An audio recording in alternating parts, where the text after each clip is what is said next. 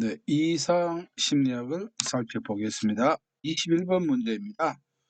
반사회성 인격 장애의 진단 기준이 아닌 것은 1번 반사회적 행동은 조현병이나 양극성 장애의 경과 중에만 발생되지는 않는다. 항상 발생한다는 것이죠.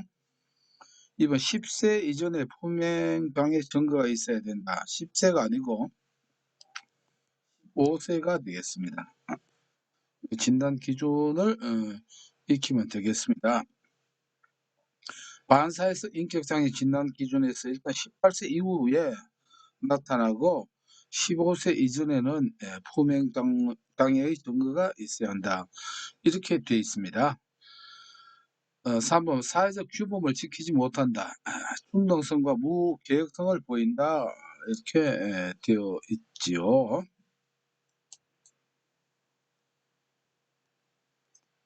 22번입니다. 이상행동 및 정신장애의 판별 기준과 가장 거리가 먼 것은 적응적 기능의 저하 및 손상.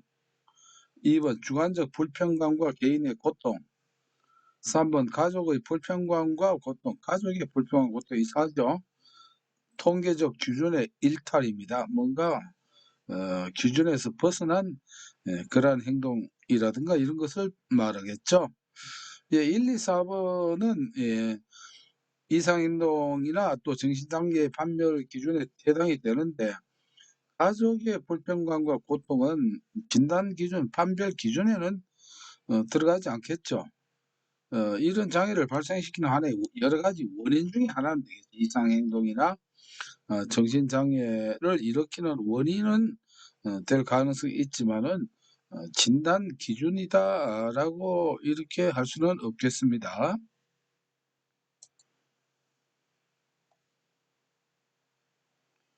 23번입니다. 알츠하이머 병으로 인한 신경인지장애와 주요 우울장애의 증상 구분에 관한 설명으로 옳은 것은 했네요. 1번 알츠하이머 병으로 인한 신경인지장애는 즉 치매죠.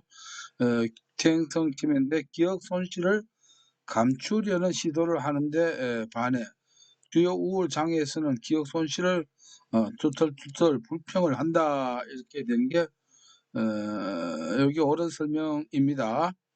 2번 알츠하이머 병으로 인한 신경인지장애는 자기의 무능이나 손상을 과장하는데 반해 주요 우울장애에서는 순기를 한다. 위의 것과 비교하면 됩니다.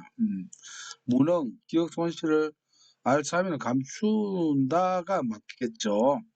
반면 우울장애에서는 나타낸다 이렇게 되니까 1번과 맞지가 않고요. 3번 주요 우울장애보다 알츠하이머병으로 인한 신경인지장애에서 알코올 등의 약물 남용이 많다. 통계를 보면은 알츠하이머병보다 주요 우울장애가 알코올 등의 약물 남용이 많습니다. 4번 주요 우울장애에서는 정상의 진행이 고른데 반해 알츠하이머병으로 인한 신경인지장애에서는 몇 주 안에도 진행이 고르지 못하다. 알다시피 알츠하이머병은 퇴행성, 진행성이니까 고르게 이렇게 갑니다만은 주요 우울 장애는 뭔가 뭐 2년 아니면 주요 우울 장애 같으면 보통 우리가 2주 이 안에 급작스럽게 일어날 수도 있거든요. 그러니까 요거는 맞지가 않겠습니다. 역시 알츠하이머병이 고르고 주요 우울 장애에서는 몇 주 안에서도 이게 불규칙적으로 일어날 수 있다라고 이렇게 보시면 되겠습니다.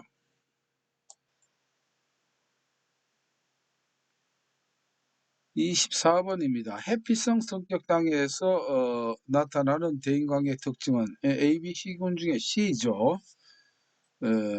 자신의 목적을 달성하기 위해 타인을 이용하는 건 이건 자기애성이죠.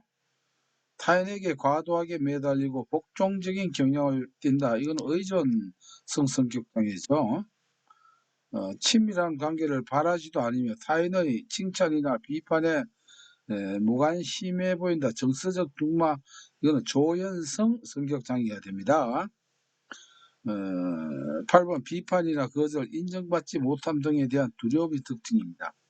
이런 것 때문에 자꾸 회피를 한다. 요것은 211-40번에 또 설명이 있으니까 참고를 해 주시면 좋겠습니다.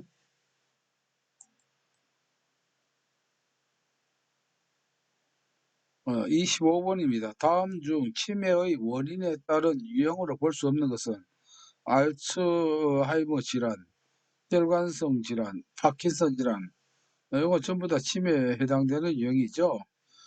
페닐케톤 요증은 이거는 193-30일에 한번 그 설명을 참고해 주시고요.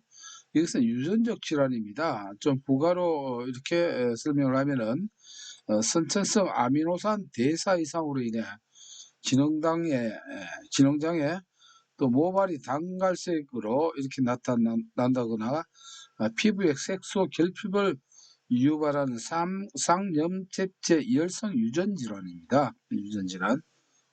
여기에 이제 페니케톤 요점 어떤 경우 얼굴이 유달리 하얗게 창백하게 이런 것도 하나의 페니케톤 요증의 증상의 하나라고 볼 수가 있습니다.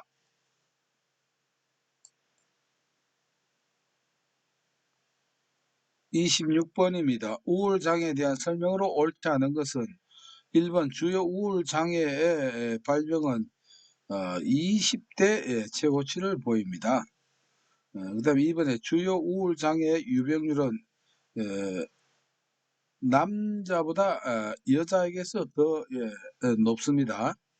3번 노르에피네프린이나 세로토닌 같은 신경전달 물질이 이런 건 전부 다 도노세 압을 시킵니다. 도파민, 노르에피네프린, 세로토닌, 도노세 이 세 가지를 한 세트로 기억해 주시면 좋습니다. 신경전달 물질이 우울장애와 관련된다. 이게 업시키냐 다운시키냐 부족할 경우에는 다운돼서 우울장애와 관련이 있다. 이런 내용이죠. 4번에 적어도 1년 동안 심하지 않은 우울을 지속적으로 경험할 때 지속성 우울장애로 진단한다. 지속성은 지속이 돼야지 오랫동안 한다 하면은 이 진단 기준은 2년이 되겠습니다. 참고로 우리가 주요 우울장애와 지속성 우울장애 진단 기준을 보게 되면은 주요 우울장애는 5가지 중에 5가지 중에서 2개 이상 해서 2주 이상 그 중에 둘 중에 하나가 뭐 꼭 있어야 된다고 했죠. 우울한 기분이나 흥미, 감퇴 둘 중에 지속성 우울 장애 진단 문제는 2가지 이상이 돼야 되는데 5가지가 아니고 9가지 증상 중에서 진단 9가지 중에 2가지 이상이고 지속 2년 동안이 됩니다. 2년 동안이. 그래서 1년 동안은 여기서 틀린 표현이다. 이렇게 정리를 하고 이 내용은 또 앞으로 응용도 할 수 있는 그런 내용이 되겠습니다.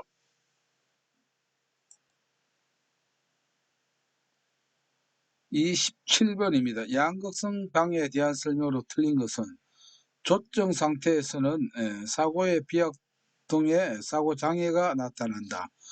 이 조증과 우울증 이렇게 되겠죠.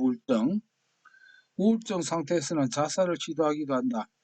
조증은 서서히, 우울증은 급격히 나타난다. 이게 맞지가 않네요. 뭐 조증은 원래 그봉 뜨는 건데 올라가는 건 빨리 올라갑니다. 우울증은 좀 서서히 이렇게 되니까 이 표현이 틀리겠네요. 양극성이니까 이 조증과 우울증이 반복되는 장애입니다. 다시 한번 양극성에 설명하려면은 요까지가 조증이지만은 요 가운데서 요렇게 될 경우에는 요것은 양극성 2형에 해당이 되고 조증 요걸 이제 경조증이라고 하죠. 이게 이제 경조증이고 가벼운 조증이다 이 말이죠. 하나 더 올라가면 이제 조증인데 이렇게 될 경우는 양극성 1형이 된다. 이렇게 한번 우리가 내용을 복습하면 되겠습니다. 조증과 우울증이 왔다 갔다 한다. 그래 양극 우리가 바이폴라라고 하죠. 양극성 장애라고 이렇게 합니다. 일단 한 번 더 말씀드리면 일반적으로 우울증은 서서히 나타나지만 조증은 갑작스럽게 시작되고 또 짧게 지속되다가 증상이 사라질 때도 갑자기 사라집니다. 이게 이제 조증 좀 빨라요, 속도가.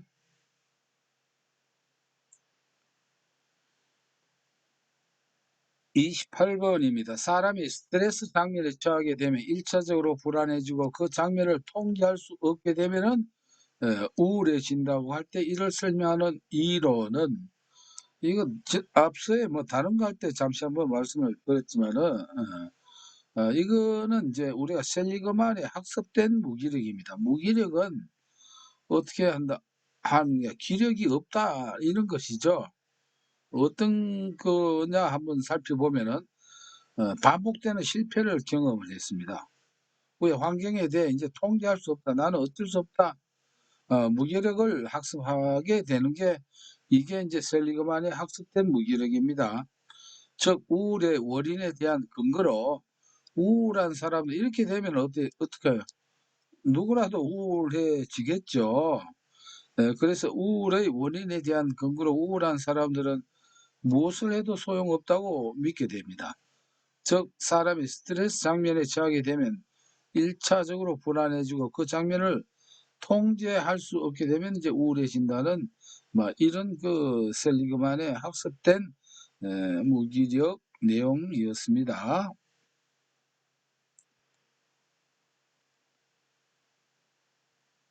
29번입니다. 알코올 사용 장애에 관한 설명으로 틀린 것은 1번 금단 증상은 과도하게 장기간 음주하던 것을 줄이거나 양을 줄인 지 4시간에서 12시간 정도 후에 나타나는 것이 특징입니다. 2번 장기간의 알코올 사용에 따르는 비타민 B의 결핍은 극심한 혼란, 작화 반응 등을 특징으로 하는 헌팅턴병을 유발할 수 있다. 우리 앞서 이제 한번 풀어봤죠. 알코올과 관계된 알코올로 해서 코르사코프 증후군이라고 했죠. 이것은 이런 것은 헌팅병이 아니고 코르사코프 병을 증후군을 유발할 수 있다. 이렇게 보시면 되겠습니다. 참고로 이제 헌팅병은 이거 유전적 질환인데요. 유전병 중에 이거는 다른 말로 헌팅턴 무도병이라고 합니다. 무도라고 하는 건 딴 게 아니고 춤을 춘다는 것이에요. 그 자기 사지라든가 여기서 몸을 마치 춤추는 모습처럼 그렇게 하는 겁니다. 그래서 이게 유전율이 상당히 좀 높은 편에 속하는 이유가 이게 이 정세가 말이죠. 30대상 50대 사이에 나타나요. 나중에 발견되다 보니까 보통 우리가 2 내지 30대에 결혼을 한다라고 하면은 본인이 이 헌팅턴 무도병에 걸렸는가를 모르는 상태에서 또 자녀에게 이렇게 유전이 된다는 것이죠. 미리 알면은 어떻게 무슨 다른 방법을 강구할 할 텐데 말이죠. 그래서 이거는 여기 해 놨죠. 헌팅턴 무도병 유전자 돌연변이에 나타나는 유전병 중에 하나이고 아주 드문 질환입니다. 근데 30세에서 50세 사이에 주로 발병하기 때문에 이걸 모르고 그 유전되는 경향이 많다 이렇게 하시면 되겠습니다. 참고로 이제 작화 반응 이런 것도 용어죠. 혼자서 누가 있는 것처럼 혼자 방에서 실제 사람과 어떻게 대화하듯이 중얼거리는 그런 것이 인제 작화 화제를 막 만들어 내는 것이죠.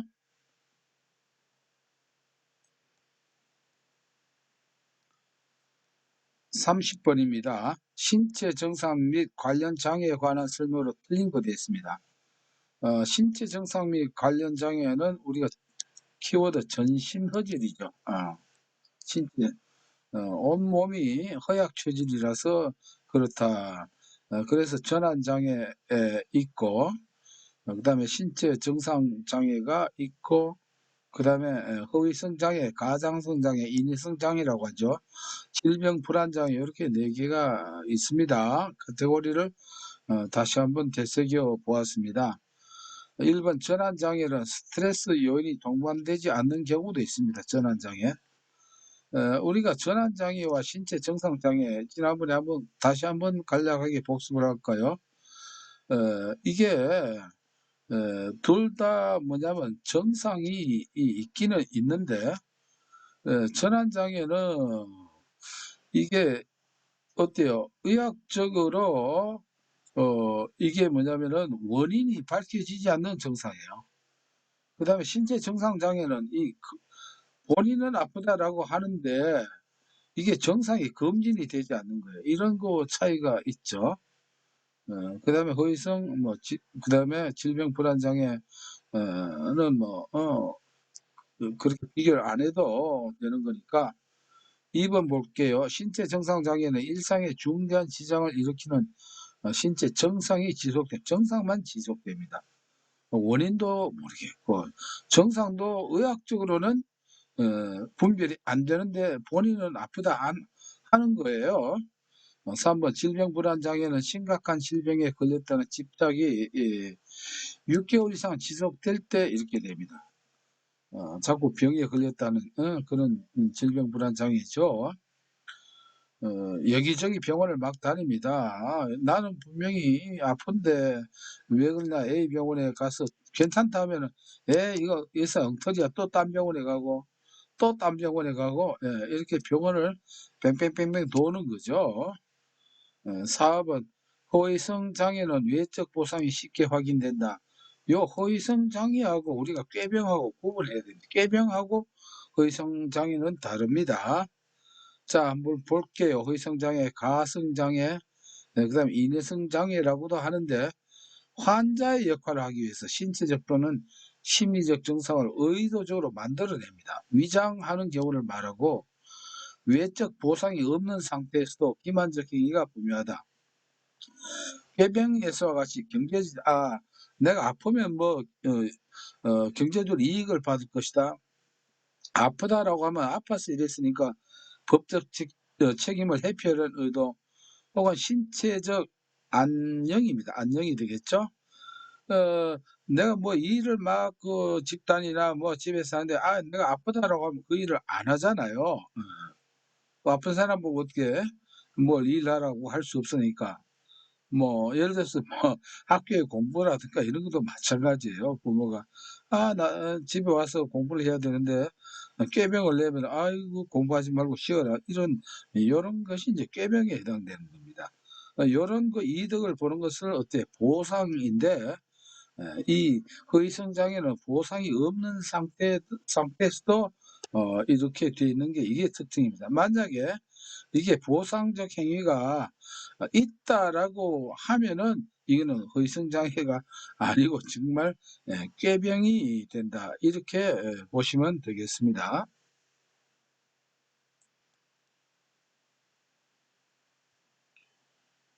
31번입니다. DSM-5의 조현병 진단 기준에 해당하지 않는 것은 1번 망상이나 환각 등의 특징적 증상들이 2개월 이상 1개월의 기간 동안 상당 시간에 존재한다 되어 있는데 우리가 진단 기준에 보면은 이 진단 그 기간이 많이 나오죠. 조현병이 2개월은 아니고요. 이제 6개월입니다. 6개월.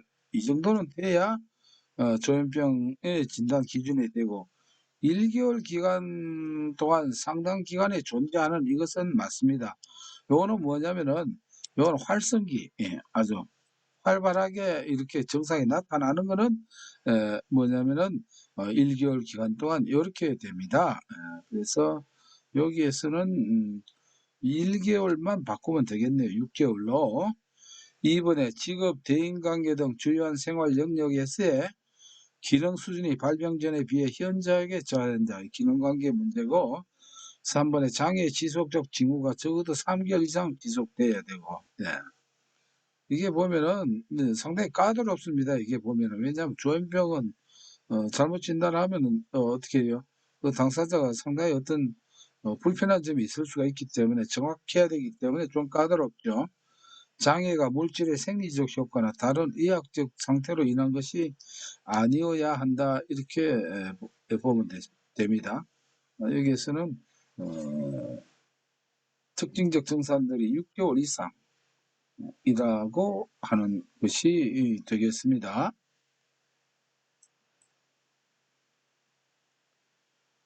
32번입니다. 성도착 장애에 관한 설명으로 틀린 것은 1번 물품 음란 장애는 여성보다 남성에게서 훨씬 더 많이 나타납니다. 물품을 가지고, 다시 말하면 무생물 가지고 옷이라든가 신발이라든가 등 이런 거죠. 2번 동성애를 하위 진단으로 포함하지 않습니다. 성도착 장애는 사실상 이 동성애는 DSM-4에서부터 삭제가 됐어요. 지금 DSM-5죠. 5는 당연히 없고 DSM-4에서부터 이미 동성애는 삭제가 됐고 지금은 이것을 어떤 질병으로 인정을 안 하죠. 예, 이것은 하지 않는 것입니다. 하나의 취향이라고 이렇게 보고 있죠. 3번 복장 도착장애는 강렬한 성적 흥분을 위해 여성의 옷을 입는 겁니다. 예. 4번 관음장애는 대부분 15세 이전에 발견되면 지속되는 편이다라고 이렇게 돼 있죠. 다른 사람의 행위를 지켜보는 그런 것을 우리가 관음장애라고 이렇게 합니다. 33번 문제, 마우스.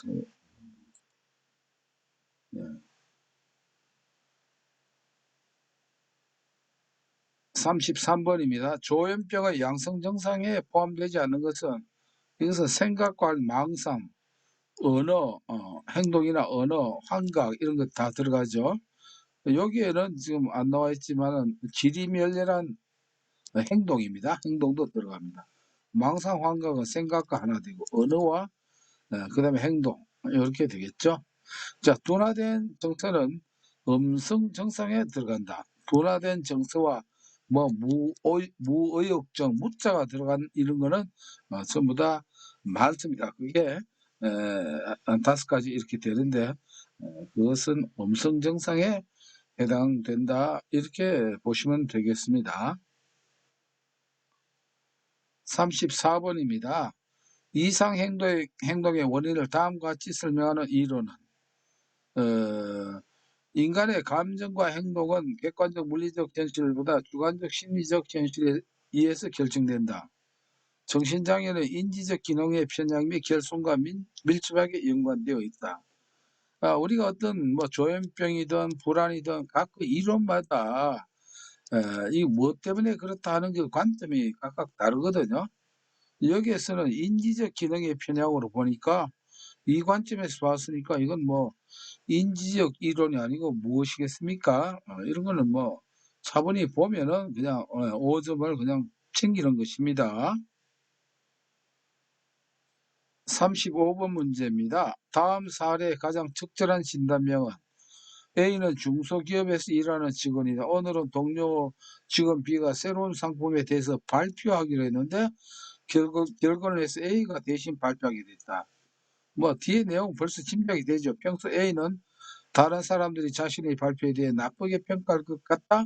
다른 사람 앞에서 발표하기를 피해왔다. 발표 시간이 다가오자 온몸에 땀이 쏟아지고 숨쉬기 어려졌으며 곧 정신을 잃고 쓰러질 것 같이 느껴졌다. 이게 뭐 예를 들어서 원래 그 뜻은 아니지만은 지금 사회 보는 일 아닙니까? 그러니까 사회 불안장애입니다. 그러나 이건 사회 불안장애 아니고 이제 답을 익히기 위해서 말씀드렸지 사회 불안장애입니다. 즉 대인관계에서 오는 불안을 우리가 우울장애에 들어가 있는 사회 불안장애가 되겠습니다.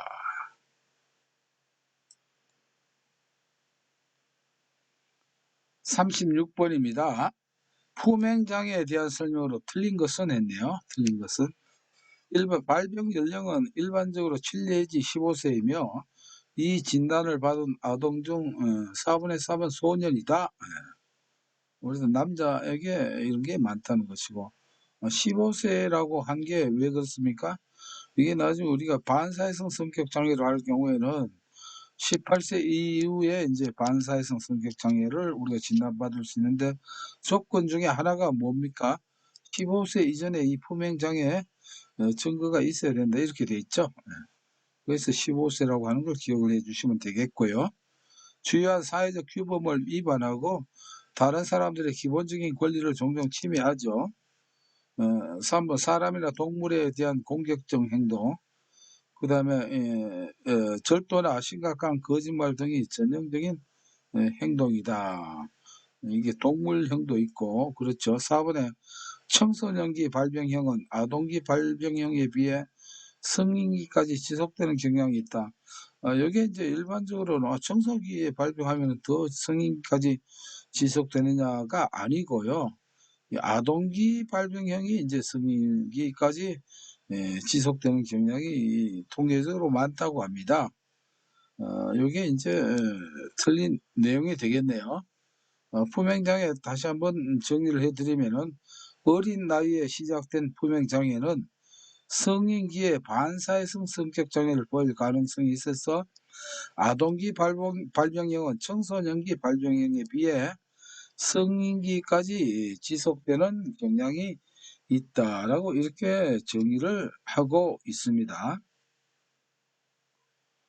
37번 문제입니다. 물질 관련 장애에 포함되지 않는 것은 알코올 중독, 대마개, 칸나비스 사용 장애, 담배 중독, 우리가 뭐 타바코 중독 이렇게도 하는데 요거는 니코틴 중독은 이게 이제 장애 진단명이 없습니다. 뭐 그러니까 진단명을 이렇게 인정을 안 하고 있으니까 우리 그대로 익히면 되겠죠. 아마 이렇게 이 정도 되면은 아마 많은 사람들이 이 물질 관련 장애 인이 될지도 모르겠죠. 뭐 그런 걸 너무 우려해서 그럴까요? 여튼 그렇습니다. 아편계 검단, 특히 아편계는 이제 진정제라고 하는 것도 기억을 해 주시면 좋겠죠. 진정제 또는 진통제 되겠습니다. 4번은 이렇게 생각을 하시면 되고요. 38번입니다. 지적장애에 관한 설명으로 옳지 않은 것은 지적장애 중 가장 많은 비율을 차지하는 것은 경도의 지적장애죠. 70% 이상, 뭐 통계에 따라서 뭐 75%, 80% 이렇게 하죠. 2번 지적장애를 일으키는 염색체 이상 중 가장 일반적인 것은 다운 증후군에 의한 것이다. 이렇게 돼 있죠. 다운 증후군. 3번 최고도의 지적장애인 경우 훈련을 해도 걷기, 약간의 말하기, 스스로 먹기 같은 기초 기술을 배우거나 나아질 수 없다. 물론 이 말이 전혀 틀렸다고 할 수 없어요. 왜냐면은 우리가 경도, 중등도, 고도, 최고도 있잖아. 요거는 사실 고도에 해당되는 것이거든요. 고도에 훈련해도 나아질 수 없으면 뭐 최고도는 당연히 이렇게 해도 나아질 수 없겠죠. 그러나 이 명확한 기준은 이거는 고도에 대한 어떤 그 설명입니다. 고도에 대한 이제 설명이 되겠습니다. 우리가 개념적, 사실적, 실행적 기능 이렇게 볼 때 이거는 어떤 실행적 기능에, 기능적 기능에 이렇게 문제가 있다 이렇게 보겠죠.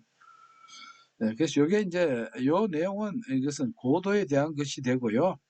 아예 뭐 고도는 이렇게 이런 뭐 훈련 이렇게 해도 아예 안 되죠. 진행이 너무 떨어지니까. 4번 경도의 지적장애를 가진 아동의 경우 자기 관리는 연령에 적합하게 수행할 수 있다. 이렇게 보시면 되겠습니다. 39번입니다. 배설장애 중 유효증에 관한 설명으로 틀린 것은 반복적으로 불수의적으로 의도와 상관없이 통제가 안 된다는 거지. 불수의적은 잠자리나 옷에 소변을 본다. 2번 유병률은 5세에서 5 내지 10%, 10세에서 3 내지 5%, 15세 이상에서는 약 1% 정도 돼서 점차 나이가 들어가면서 이게 줄어들죠. 야간 윤효증은 여성에서 더 나다가 아닙니다. 야간은 남아가 더 많고 우리가 준효증이라고 하는 나지 않은 것을 우리가 준요증이라고 하는데, 이것은 이제 여성에게 더 많다. 이렇게 통계적으로 이렇게 나와 있습니다. 그래서 이게 맞지 않고요. 야간 윤여증은 종종 렘 수면 단계 동안 일어난다라고 해서 우리가 램이라는 말보다 레이피드 속도죠. 이 아이 무브먼트 안구 움직임 속도입니다. 그래서 요거 참고로 보시면 됩니다. 렘 수면을 우리가 꿈 수면이라고도 하죠. 요거는 뭐 내용을 참고로 보시면은 도움이 될 것 같네요. 예, 40번 문제입니다. 광장 공포증에 관한 설명으로 가장 적합한 것은 역시 이제 불안장애 하위 유형이죠. 1번 광장 공포증의 남녀 간 유병률은 비슷한 수준이단데 남자가 조금 더 많다라고 합니다. 아이고, 남자가 조금 더 많다.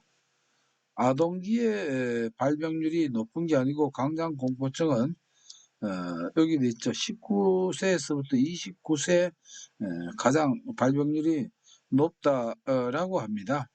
3번 광장 공포증이 있으면 공황장애는 진단할 수 있다. 진단할 수 있습니다. 이거는 두 개. 즉 광장 공포증이 있으면 광장 공포증을 동반한 공황장애 이렇게 진단할 수 있다는 것입니다. 보통은 이제 이게 답을 잘 안 내지만 요거는 이게 가능하다는 사실을 기억해 주시고요. 이렇게 별난 게 이제 잘 나오죠, 시험에.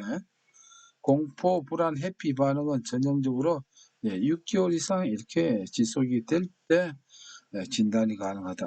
이렇게 해서 이상 심리학을 마쳤는데 이번 2021년 3회 이 이상 심리학은 진단에 대한 이런 내용들이 또 집중적으로 나왔네요. 이게 출제가 어느 쪽이 막 보면 어떤 데는 비슷한 문제가 막 쏟아질 때도 있어요.